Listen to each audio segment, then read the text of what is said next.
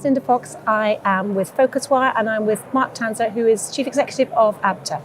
Thanks for joining us in our studio. Pleasure. So I was reading the On the Beach results yesterday, and they were saying that the market is 10% down year on year, and that a lot of it is due to the impact of Brexit and the uncertainty of booking travel. Is that what you're hearing pretty much? Yeah, it's difficult to get firm numbers at the moment, and obviously people may still be booking late, but certainly if you listen to what On the Beach and others have said, it's a soft market. And what we saw particularly in the run-up to the March 29th deadline was that customers were nervous about committing and booking. Since that deadline passed, we've seen a more normal pattern resume, so it's looking as it was last year. And the latest numbers I saw for the market yesterday were pretty flat. There are some changes within countries, so Spain and Portugal are down, Turkey's up, so there's a bit of non-EU, non-Euro stuff happening there. But certainly I think the general view is that Brexit has acted as a drag on consumer confidence. So now that it's got pushed out to Halloween effectively, unless a deal is struck, obviously, does that then, do we all just act as normal until then in terms of the travel industry? Yes, just pretend very nothing much is, so. Yeah, we've been out telling people, in fact, since before Christmas, that even if we'd left with no deal, there were still provisions in place that people could be confident to take their holidays over the summer. So, the EU and the UK had agreed that, the flight programme would remain unchanged, that you wouldn't need visas. So it was very important we were out there giving customers that message that they should be confident to travel and book this summer. And obviously with the deadline now pushed back to Halloween, as you say, this summer people should feel completely confident that they can travel as normal. And are you hearing from members, what are they saying are their biggest challenges when it comes to Brexit, everything that's going on? What are they saying?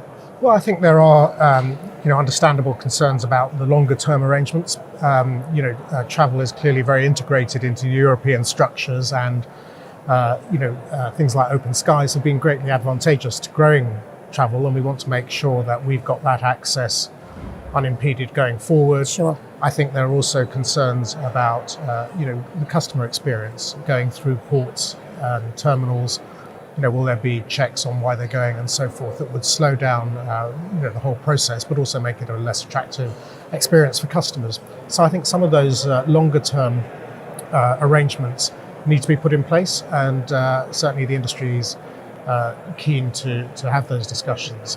I think there's no doubt that the prospect of a no deal, which was very real and is in fact still a possibility, has cost the industry a lot of time and money to prepare for that. Even though we hope that's not going to be the outcome from an industry point of view, we've had to make contingency arrangements for that eventuality. And the sooner we can, I think, put that possibility to bed and start talking about the longer term future, the better. So going back to, I think of, incidences that happened in the industry, like foot and mouth disease. And traditionally, the travel industry wasn't good at collaborating and kind of lobbying on a joint basis. Would you say that something like Brexit has sort of gelled people together better? I think we have been quite effective. I think what we at ABTA were very keen to do from the beginning, from the referendum, was to make this a joint lobbying between us and the EU.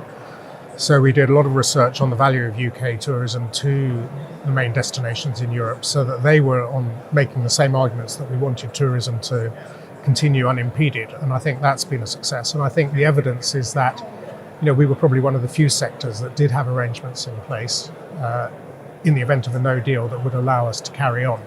So I think, the commercial arguments have carried weight. Of course, politics, always has the ability to get in the way of that. But I think we have kind of worked together as an industry on both sides of the channel, if I can put it like that, to try and make sure that customers can continue to travel.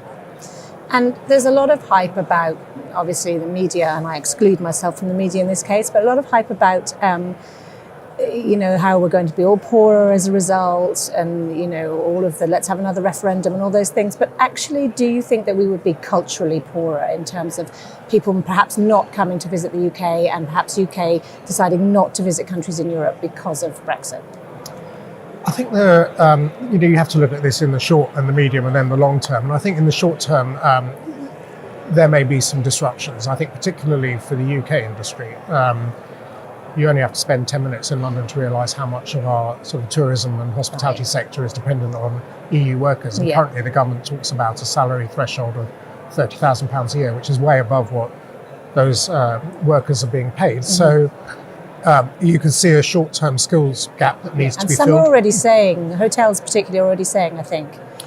They are, and I think it's not just our sector, you can look at the agricultural sector as well. So I think getting in place mechanisms that allow us to bring in people for those seasonal needs is really important.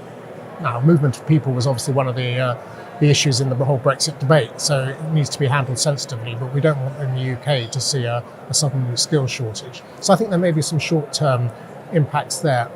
I think in the medium term, it will resume. I mean, Europe will still be the closest sunny destination, and it's built not just the physical infrastructure, but the service infrastructure that British travellers really appreciate. And I think that that will eventually rebalance itself. Because we do all need each other, don't we? I mean, we do. To finish on a cuddly note, we kind of do. It's absolutely a win-win situation. We're not competing with Europe for this particular segment. They gain, by having our tourists. We gain not just from the cultural and the experience, but of course, it's trade. So in as far as Spain and Portugal earn money from us, they then can use that money to buy British products. Thanks, Mark. Thanks again for joining us. It's a pleasure.